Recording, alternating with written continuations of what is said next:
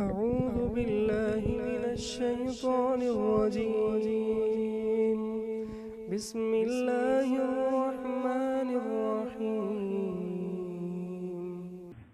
8واں پارہ سورۃ الانعام، سورت کا رکوع نمبر 17، 8ویں پارے کا رکوع نمبر 4۔ وَهُوَ الَّذِي أَنشَأَ جَنَّاتٍ مَّعْرُوشَاتٍ وَغَيْرَ مَعْرُوشَاتٍ وَالنَّخْلَ وَالزَّرْعَ مُخْتَلِفًا أُكُلُهُ وَالزَّيْتُونَ وَالرُّمَّانَ متشابها وغير متشابه كلوا من ثمره إذا أثمر وآتوا حقه يوم حصاده ولا تسرفوا إنه لا يحب المسرفين۔ وَمِنَ الْأَنْعَامِ حَمُولَةً وَفَرْشًا كُلُوا مِمَّا رَزَقَكُمُ اللَّهُ وَلَا تَتَّبِعُوا خُطُوَاتِ الشَّيْطَانِ إِنَّهُ لَكُمْ عَدُوٌّ مُبِينٌ۔ وَهُوَ الَّذِي، اور وہی اللہ ہے، انشا، جس نے پیدا کیے، جنات، باغات، معروشات، جو چھتریوں پر چڑھائے ہوئے ہیں۔ معروشات کا لفظ نکلا ہے عرشن سے، عین را شین، عرش، اوپر بلند۔ معروشات، ایسے باغات جو چھتریوں پر چڑھائے جاتے ہیں، جن کی بیلیں انگور ہے، کالی توری ہے، یہ معروشات جو اپنے تنے پر کھڑے نہیں ہو سکتے، ان کو سہارے کی ضرورت ہوتی ہے۔ وغیر معروشات، اور وہ باغات جو چھتریوں پر چڑھائے ہوئے نہیں ہیں، اپنے تنے پر کھڑے ہیں، کھجور ہے اور دوسرے ایسے درخت، غیر معروشات جو اپنے تنے پر کھڑے ہیں، ان کو کسی سہارے کی ضرورت نہیں۔ اللہ تعالیٰ ہی نے پھلوں، دانوں اور چوپاؤں کو پیدا فرمایا ہے۔ وَالنَّخْلَ وَالزَّرْعَ مُخْتَلِفًا أُكُلُهُ، وَالنَّخْلَ، اور کھجور کے درخت، وَالزَّرْعَ، اور فصلیں، کھیتیاں، مُخْتَلِفًا أُكُلُهُ، مختلف ہیں اس کے پھل، اس کے ذائقے۔ والزیتون والرمان متشابہا وغیر متشابہ، اور زیتون، اللہ پاک نے اس کے درخت اگائے، پیدا کیے۔ والرمان، اور انار، متشابہا، ملتے جلتے، جو دیکھنے میں ظاہری طور پر ایک جیسے ہیں۔ وغیر متشابہ، اور نہیں ملتے جلتے، ان کا پھل، ذائقہ وہ مختلف ہے۔ دیکھنے میں بظاہر ایک جیسے ہیں لیکن حقیقت مختلف ہے۔ کلوا من ثمره اذا اثمر وآتوا حقه يوم حصاده ولا تسرفوا۔ یہاں اللہ رب العزت نے 3 حکم بیان فرمائے۔ پہلا یہ ہے کلو، تم کھاؤ، من ثمرہ ہی، اس کے پھل سے، اذا اثمر، جب وہ پھل دے، جب وہ پھل دے تو کھاؤ، یہ پہلا حکم ہے۔ دوسرا وَآتُوا حَقَّهُ يَوْمَ حَصَادِهِ، اور دو تم اس کا حق کٹائی کے دن، حصاد چنائی اور کٹائی کے دن۔ زکوٰۃ میں یہ شرط ہوتی ہے کہ سال گزرے، حولان حول حتی حال علیہ الحول۔ اس آیت کریمہ میں اللہ رب العزت نے عشر کا مسئلہ بیان فرمایا، یہ سال بعد نہیں، جس دن فصل کی کٹائی ہو اسی دن۔ وَآتُوا حَقَّهُ يَوْمَ حَصَادِهِ، اس کا نصاب اور اس کا طریقہ بھی بیان فرمایا۔ طریقہ نصاب حدیثوں میں آتا ہے 5 وسق، خمسۃ اوسقن، 5 وسق۔ 5 وسق جب غلہ ہو، زمین سے آمدن ہو، تقریباً 900 کلو گرام، 900 کلو گرام جب غلہ ہو یا اس سے زیادہ، تو پھر عشر فرض ہو جاتا ہے۔ اگر فصل اس سے کم ہے تو پھر عشر فرض نہیں ہوتا۔ اور پھر اس کی 2 قسمیں بنائی صحیح بخاری شریف میں اور دوسری حدیث کی کتابوں میں، کہ جو زمین بارانی ہے، بارانی، اس میں سے 10واں حصہ، 10 من سے 1 من، 100 من سے 10 من، وہ اللہ کا حق ہے۔ اور جو آب پاشی والی زمین ہے، اس میں سے 20واں حصہ، پانی کا خرچہ اللہ پاک نے الگ کر دیا ہے، پانی کا بہت بڑا خرچ ہے نا، اس کو الگ کر دیا ہے۔ آب پاشی والی زمین سے 20واں حصہ، نصف العشر، 20 من سے 1 من، 100 من سے 5 من، وہ اللہ رب العزت کا حق ہے۔ ہر اس چیز سے جو زمین سے پیدا ہوتی ہے، جیسے آپ دیکھ رہے ہیں والزرع والزیتون والرمان، مختلف نام آئے، پھلوں کا، سبزیوں کا، ہر چیز میں۔ ولا تسرفوا، یہ تیسرا حکم ہے کہ اسراف نہ کرو۔ اسراف کی پھر کئی شکلیں ہیں۔ ایک شکل یہ ہے کہ سارا ہی فی سبیل اللہ دے دو اور بال بچے بھوکے مرتے رہیں، یہ بھی اسراف ہے، زیادتی ہے۔ ایک شکل یہ ہے کہ سارا ہی گھر لے جاؤ، یتیموں کا حصہ، مساکین کا اور مدارس کا، یہ بھی اسراف ہے، ناجائز ہے۔ ولا تسرفوا، اسراف نہ کرو کسی بھی شکل میں۔ اور حکومت کو بھی یہی حکم ہے کہ عشر زکوٰۃ لینے میں اسراف نہ کرے، جتنا حق ہے اتنا ہی لے، اس سے زیادہ عوام کو تنگ نہ کرے۔ انہ لا يحب المسرفین، بے شک وہ نہیں محبت کرتا اسراف کرنے والوں سے۔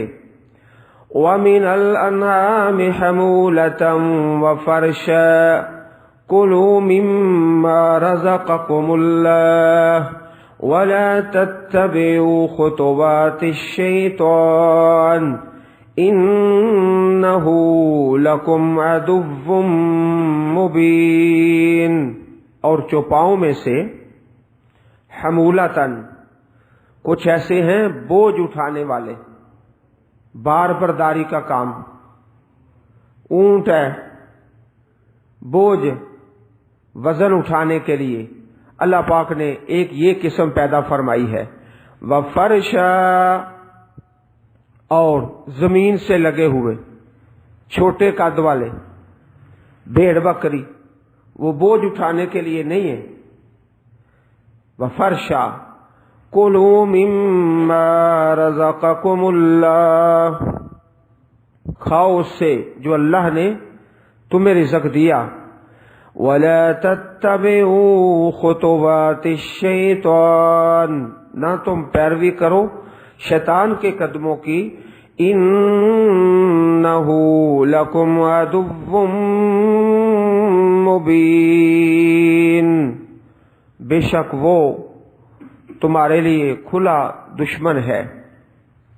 اپنے دشمن کو پہچانو اور اس کی اتباع نہ کرو۔ ثمانیت ازواج، 8 افراد، ثمانیہ 8، ازواج افراد 8 فرد، 8 قسمیں جانوروں میں سے۔ من الذئن اثنین، بھیڑ میں سے 2 نر مادہ، ومن الماز اثنین، اور بکری سے 2، ماز کہتے ہیں بکری کو، نر مادہ۔ قل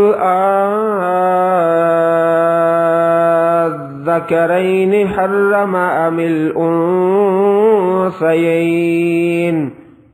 کہہ دیجئے کیا 2 نر اللہ نے حرام کیے یا 2 مادہ؟ ام اشتملت علیہ ارحام الانثیین، یا وہ بچے جو دونوں ماداؤں کے پیٹ میں ہوں۔ نبئونی بعلم ان کنتم صادقین، مجھے خبر دو علم کے ساتھ اگر تم سچے ہو۔ وَمِنَ الْإِبِلِ اثْنَيْنِ وَمِنَ الْبَقَرِ اثْنَيْنِ، اونٹ میں سے 2، گائے میں سے 2 نر مادہ۔ قُلْ الذَّكَرَيْنِ حَرَّمَ أَمِ الْأُنثَيَيْنِ، کہہ دیجئے 2 نر اللہ نے حرام کیے یا 2 مادہ؟ ام اشتملت علیہ ارحام الانثیین، یا وہ بچے جو دونوں ماداؤں کے پیٹ میں ہیں۔ ام کنتم شہداء اذ وصاکم اللہ بہذا، کیا تم گواہ تھے جب اللہ نے تم کو وصیت کی اس بات کی؟ فمن اظلم ممن افترى على الله كذبا ليضل الناس بغير علم ان اللہ لا يهدي القوم الظالمین، اس سے کون بڑا ظالم ہے جو اللہ پر جھوٹ باندھتا ہے تاکہ گمراہ کرے لوگوں کو بغیر علم کے، بے شک اللہ پاک نہیں ہدایت دیتے ظالم قوم کو۔ 8 قسم کے جانور، اونٹ، گائے، بھیڑ، بکری، نر مادہ، یہ کل 8 ہو گئے۔ ان سب کو بھی اللہ پاک نے پیدا فرمایا ہے۔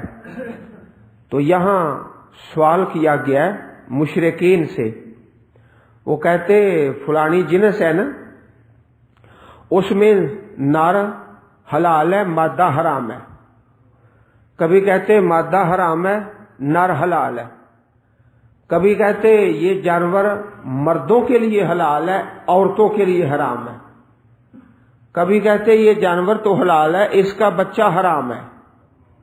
اللہ پاک نے ساری باتیں بیان کر کے فرمایا کیسی بے عقلی کی باتیں کرتے ہو۔ اور دلیل جو ہے وہ ہوتی ہے 2 قسم کی، یا علم کے ساتھ یا شہادت اور گواہی کے ساتھ، آدمی موقع پر موجود ہو۔ اللہ پاک نے پہلی آیت میں فرمایا نبئونی بعلم، مجھے علم کے ساتھ خبر دو کہ یہ جو تم نے رسمیں بنائی ہیں نر حلال ہے مادہ حرام ہے، مادہ حلال ہے تو نر حرام ہے، یہ مردوں کے لیے حلال ہے عورتوں کے لیے حرام ہے، اگر مردار ہو تو دونوں کے لیے حلال ہے، زندہ ہو تو صرف مردوں کے۔ یہ جو باتیں تم نے بنائی ہیں علم کے ساتھ خبر دو اگر تمہارے پاس کوئی علم ہے۔ دوسری آیت میں فرمایا ام کنتم شہداء، جو دلیل کی دوسری قسم ہے، گواہی موقع پر موجود ہے، شہادت ہے، گواہی ہے۔ چلو اگر علمی دلیل کوئی نہیں تو تم اس موقع کے گواہ ہو، موجود تھے جب اللہ پاک نے یہ فیصلہ کیا۔ اذ وصاکم اللہ بہذا، جب یہ دونوں باتیں کوئی نہیں تو پھر بتاؤ اس سے بڑا کون ظالم ہو سکتا ہے جو اللہ رب العزت پر جھوٹ باندھتا ہے اور افتراء کرتا ہے۔ دونوں قسموں کا سوال کیا اور پھر فرمایا ان اللہ لا یہدی القوم الظالمین، بے شک اللہ پاک نہیں ہدایت دیتے ظالم قوم کو۔ قل لا اجد فیما اوحی الی محرما علی طاعم یطعمہ الا ان یکون میتۃ او دما مسفوحا او لحم خنزیر فإنہ رجس او فسقا اہل لغیر اللہ بہ فمن استر غیر باغ ولا آد فإن ربک غفور رحیم۔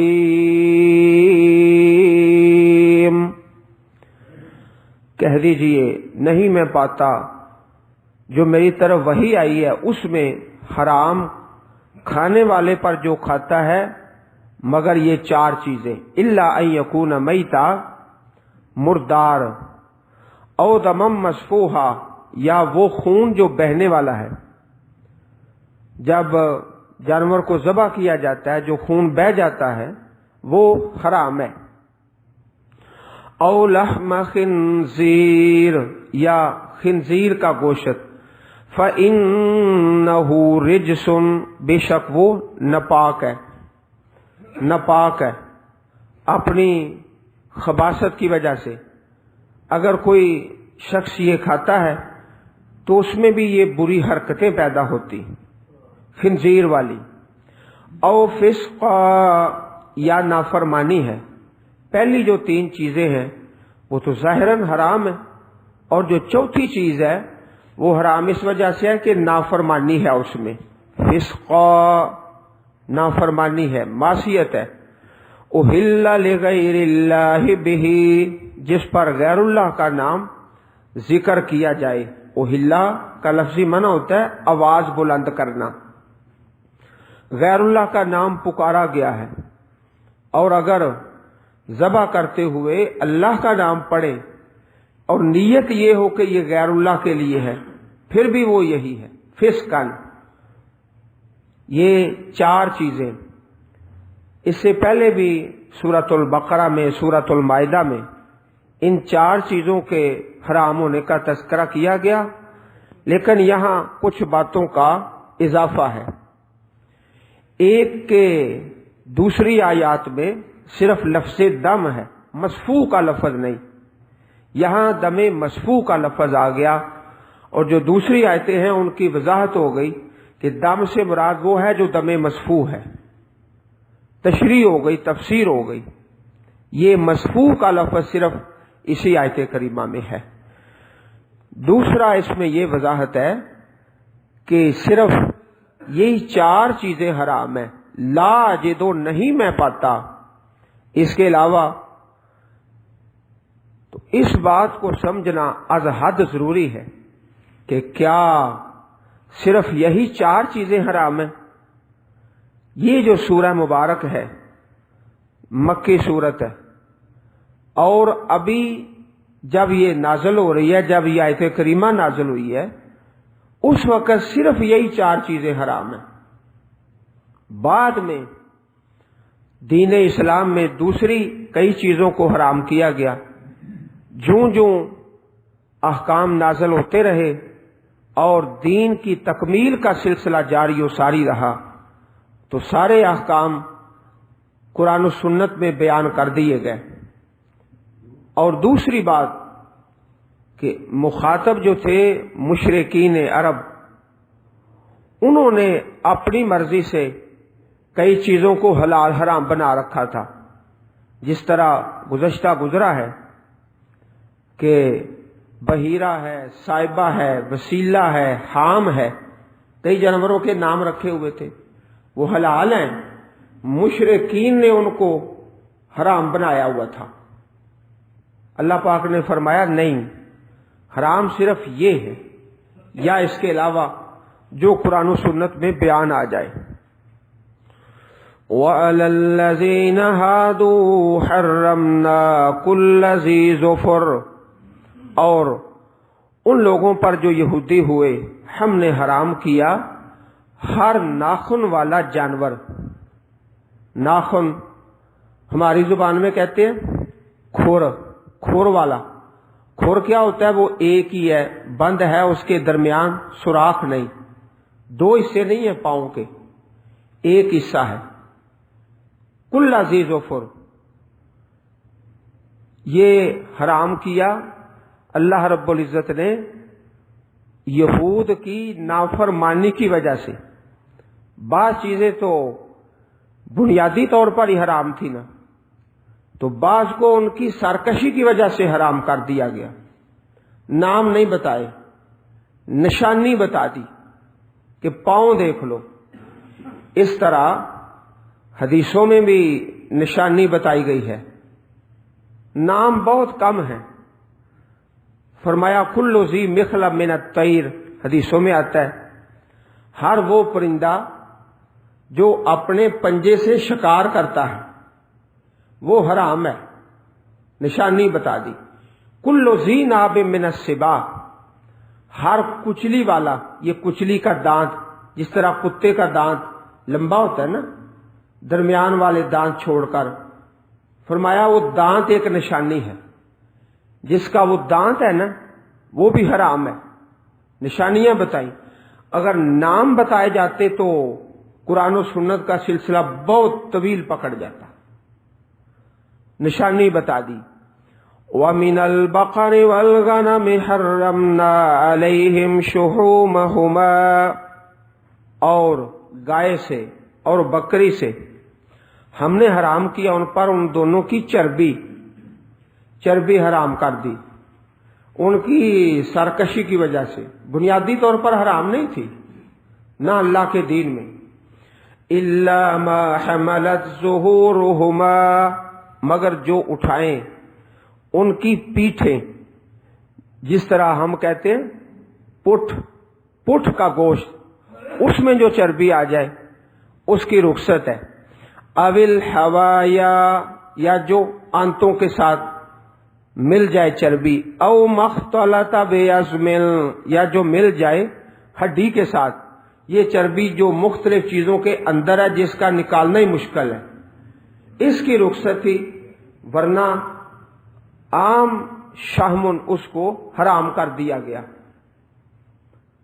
ذالک جزیناہم ببغیہم، یہ ہم نے بدلہ دیا ان کو ان کی سرکشی کے سبب. وَإِنَّا لَصَادِقُونَ، اور بے شک ہم سچے ہیں. یہ چیزیں بنیادی طور پر حرام نہیں جو اس آیت میں ہے، حرام ہوئی ان کی شرارتوں کی وجہ سے، اصل یہ حلال ہے. چنانچہ حدیث ہے، پیارے رسول صلی اللہ علیہ وسلم کا پیارا فرمان ہے، اللہ تعالیٰ یہودیوں پر لعنت کرے، ان کے لیے چربی کو حرام قرار دیا گیا تو انہوں نے چربی کو پگھلا لیا اور فروخت کر دیا اور اس کی قیمت کھا گئے. صحیح بخاری شریف حدیث نمبر 2223، صحیح مسلم حدیث نمبر 1582. حرام چیز کا بیچنا بھی حرام ہے، اس کا کاروبار بھی حرام ہے. پیارے رسول علیہ الصلوۃ والسلام سے سوال بھی ہوا، آپ نے اس کی نفی فرما دی. چنانچہ ایک دوسری حدیث پاک ہے، حضرت جابر بن عبداللہ رضی اللہ تعالیٰ عنہ راوی ہیں کہ بے شک اللہ اور اس کے رسول نے شراب، مردار، خنزیر اور بتوں کے بیچنے سے منع کیا۔ عرض کی گئی اے اللہ کے رسول صلی اللہ علیہ وسلم، مردہ جانوروں کی چربی کے متعلق، مردہ وہ چربی حرام ہے جو ہے ہی مردار، آپ کیا فرماتے ہیں؟ اس سے کھالوں کو چکنائی لگائی جاتی ہے، کشتیوں کو روغن کیا جاتا ہے اور لوگ چراغ جلاتے ہیں۔ آپ نے فرمایا نہیں، وہ حرام ہے۔ پھر آپ نے فرمایا اللہ یہودیوں پر لعنت کرے، ان پر چربی کو حرام کیا گیا، انہوں نے پگھلا کے اس کو فروخت کیا اور اس کی قیمت کھا گئے کہ ہم چربی تو نہیں کھا رہے، ہم تو پیسے لے رہے ہیں۔ اس طرح ہیلے بہانے، تو حرام چیزوں میں ہیلا سازی بھی حرام ہے، اس کی تجارت بھی حرام ہے۔ یہ حدیث پاک جو ہے جو ابھی پیش کی گئی، یہ سیاستہ کی حدیث کی 6 کتابوں کے اندر ہی موجود ہے، 6 کتابوں میں۔ فَإِن كَذَّبُوكَ، اگر وہ تمہیں جھٹلائیں، فَقُلْ رَبُّكُمْ ذُو رَحْمَةٍ وَاسِعَةٍ، کہو تمہارا رب تو بڑی رحمت والا ہے، وَلَا يُرَدُّ بَأْسُهُ عَنِ الْقَوْمِ الْمُجْرِمِينَ، مجرم قوم سے اللہ کے عذاب کو دور نہیں کیا جائے گا۔ سَيَقُولُ الَّذِينَ أَشْرَكُوا لَوْ شَاءَ اللَّهُ مَا أَشْرَكْنَا وَلَا آبَاؤُنَا، انقریب کہیں گے وہ لوگ جنہوں نے شرک کیا، اگر اللہ چاہتے تو ہم نہ شرک کرتے، وَلَا آبَاؤُنَا، ہمارے باپ دادا بھی شرک نہ کرتے۔ یہ اللہ تعالیٰ کی مشیت کا سہارا لیتے، جب برائی کرتے ہیں نا کہ جی اللہ کو منظور ہی ایسے تھا۔ اچھا، ایسے ظالموں کے گھر میں چور آ جائیں، ڈاکو آ جائیں، پھر نہیں کہتے کہ جی اللہ کو منظور ہی ایسے تھا، پھر بھی کہیں نا کہ میرا مال ڈاکو لوٹ کر لے گئے ہیں تو کوئی بات نہیں، ڈاکو کا تو کوئی گناہ نہیں، اللہ کو ایسے منظور تھا۔ بھائی کارخانہ کیوں بنایا تم نے؟ فیکٹری کیوں لگائی ہے؟ گھر بیٹھے رہو، اللہ کو منظور ہوگا تو رزق مل جائے گا، کیوں کارخانہ ڈالا ہے؟ چور کا کیا گناہ پھر نکالتے ہو؟ ڈاکو کے پیچھے کیوں پرچے کراتے ہو؟ کہو کہ اللہ کو ایسے ہی منظور تھا۔ ایسے بدبخت ہیں جب کوئی برائی کا مرحلہ آتا ہے کہ جی اللہ کو ایسے منظور تھا۔ ایک اللہ تعالیٰ کی مشیت ہے اور دوسری اللہ پاک کی رضا ہے۔ جب یہ فرق سمجھیں گے تو پھر صحیح معرفت حاصل ہوگی۔ اللہ کی مشیت ہر کام میں ہوتی ہے اور رضا صرف ایمان والے کاموں میں ہوتی ہے۔ یہ اللہ تعالیٰ کی مشیت کا سہارا لیتے ہیں۔ عنقریب کہیں گے وہ لوگ جنہوں نے شرک کیا، اگر اللہ چاہتے تو ہم نہ شرک کرتے، نہ ہمارے باپ دادا۔ ظالموں، تمہارے گھر چور ڈاکو آ جائے پھر بھی یہ کہو نا، وَلَا حَرَّمْنَا مِنْ شَيْءٍ، اور نہ ہم حرام کرتے کسی چیز کو، كَذَلِكَ كَذَّبَ الَّذِينَ مِنْ قَبْلِهِمْ، اسی طرح جھٹلایا ان لوگوں نے جو ان سے پہلے تھے، حَتَّى ذَاقُوا بَأْسَنَا، حتیٰ کہ انہوں نے چکھا ہمارے عذاب کو۔ قُلْ هَلْ عِندَكُم مِّنْ عِلْمٍ فَتُخْرِجُوهُ لَنَا، کہہ دیجئے کیا تمہارے پاس کوئی علم ہے تو اس کو نکالو ہمارے لیے۔ إِن تَتَّبِعُونَ إِلَّا الظَّنَّ وَإِنْ أَنْتُمْ إِلَّا تَخْرُصُونَ، نہیں تم پیروی کرتے مگر گمان کی، اور نہیں تم مگر اٹکل پچو لگاتے ہو۔ دلیل دونوں قسموں کی کوئی نہیں، نہ علم کی اور نہ شہادت کی اور موقع پر موجود ہونے کی۔ جو اللہ کے دین کے دشمن ہیں ان کے پاس صرف اٹکل پچو ہیں اور تخمینے اور اندازے اور خیالات۔ اللہ تعالی ہم سب کو قرآن کریم پڑھنے اور سمجھنے اور اس کے مطابق عمل کرنے کی توفیق عطا فرمائے۔ اللهم اجعل القرآن العظيم ربيع صدورنا ونور قلوبنا، سبحان ربك رب العزة عما يصفون، وسلام على المرسلين، والحمد لله رب رب العالمين.